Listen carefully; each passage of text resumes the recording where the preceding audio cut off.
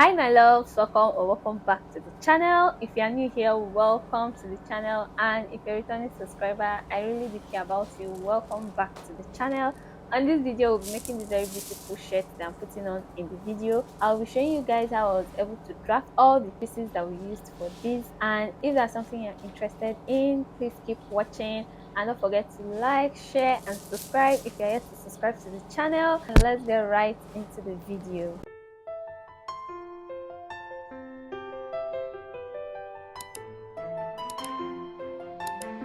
So basically these are all the pieces you'll be needing to draft. Okay, you'll be needing your hemming gum, your collar gum, paper and fabric scissors, your marker. This is the fabric I'm working with, curve ruler and my straight ruler, tape to tape down the pattern paper, my pins, and lastly I have my measuring tape. I'll be drafting on a pattern paper because I'm working with a white and black fabric and I don't want the chalk to stain the white part of the fabric. Do you understand? So you can actually draft this directly on your fabric, but for this video, for this tutorial, I'll be drafting on this pattern paper. So let's get right into the video. I'm going to start this drafting by drawing out my starting point. Every other measurement I'll be taking will be after this starting line, which I'm going to assume is my shoulder line. Now on this part of the paper, I will be going in by 2 inches from the top to the bottom of this drafting paper. Okay, after marking out the 2 inches, I went ahead to join that point with a straight line like so.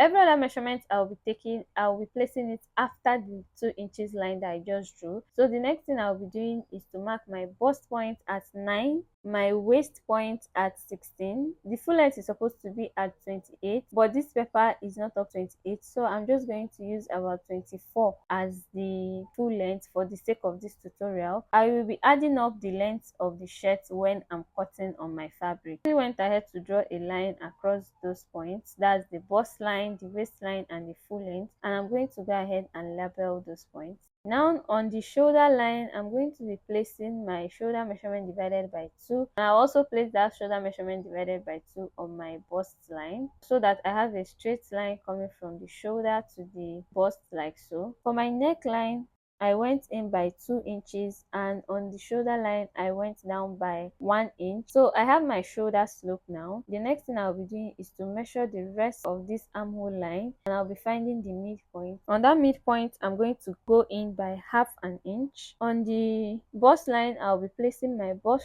round measurement divided by 4. Okay, it's important to note that when you are drafting a pattern for a shirt, it's always advisable that you draft with at least one size above your regular size, or better still, if you're going to use your own size to draft the shirt, make sure you're adding about 2 to 3 inches stitching allowance. Now for the waist measurement, I'm just going to subtract 1 inch from the bust round measurement divided by 4 and place it on the waist. For the full length as well, I went ahead to place the same measurement I have on my bust round divided by 4 there. The point I'll be joining is from the shoulder slope to the midpoint to the bust line, and then from the bust line to the waist, and from the waist to the full length like so. And for the neck, I'm going to come down by 2.5 inches, and I'll be making a curve, and this is going to serve as our neckline. Now on that neckline, I'll be going down by 1 inch, and on the armhole as well, I'll be going down by 1 inch. Okay, and I'll be joining that point. Okay, after joining that point, this is what I have, and it's going to serve as our new shoulder slope. So while cutting, we'll be taking out that 1 inch. I'm going to go ahead and cut out this pattern, and before I start cutting it out, I'm going to fold in, okay, that 2 inches extension that we had, and when I'm cutting, I'm going to cut the neckline, the new shoulder slope, the shaping side, and the armhole. Okay, this is basically what we have for the front pattern, and when you open it up, this is what it looks like. Okay, you see that this point is curved, and I went ahead to cut it out on my fabric, added up my full length, and this is what I have. I'm going to go ahead and cut my back piece, and to cut my back piece, I'm going to be coming down from the tip of this pattern paper with about 2 inches. Okay, now I'm going to be placing every other measurement. I went ahead to place my bust point, my waist, and my full length.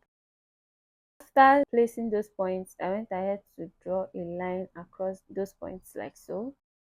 And after doing that, the next thing I'll be doing is to place my shoulder divided by 2 on the shoulder line and the bust point, and I'll be joining those points with a straight line. Next thing I'll be doing is to mark out my neck, and I went in by 2.5 inches and came down by half an inch. Okay, on the armhole line I went down by 1 inch to get my shoulder slope. Okay, and now on that armhole line I'll be finding the midpoint, going in by half an inch on that midpoint. On the bust point I'll be placing my bust round by 4. On the waistline I placed my bust round divided by 4 minus 1, and on the full length I placed my bust round as well. So now I'll be joining these points: shoulder slope, the midpoint, and the bust point, like so. And then from the bust point I'll be joining it to the waist point and to the full length, like so. And this is what we have for the back. Now to adjust the shoulder of the back, I'm just going to go up from that shoulder slope. You know, for the front we went down by 1 inch, but for the back now we are going to go up by 1 inch to replace that 1 inch that we cut out from the front. Okay, so I'm going to go up by 1 inch, like so. So this is going to serve as our new shoulder slope. So I will be cutting out the neck, the shoulder, the armhole, and the full length. Okay, after cutting that out, this is what I have. For the back piece I'll be cutting on a fold, so I went ahead to cut that out on my fabric. Now I'll be cutting the facing for the back piece, and the facing, basically I just folded the fabric into two, placing it at least 5 to 6 inches down, like so. And now I'll be tracing out the neck, the shoulder, and the armhole. So this is going to serve as the facing, okay, for the back piece. And the next thing I'll be doing is to cut out the sleeve. So I went ahead to mark out my full length, mark out my bicep measurement at 0.5, and from that full length I went up with about 3 inches to mark out for the band that I want to be at the sleeve of the shirt,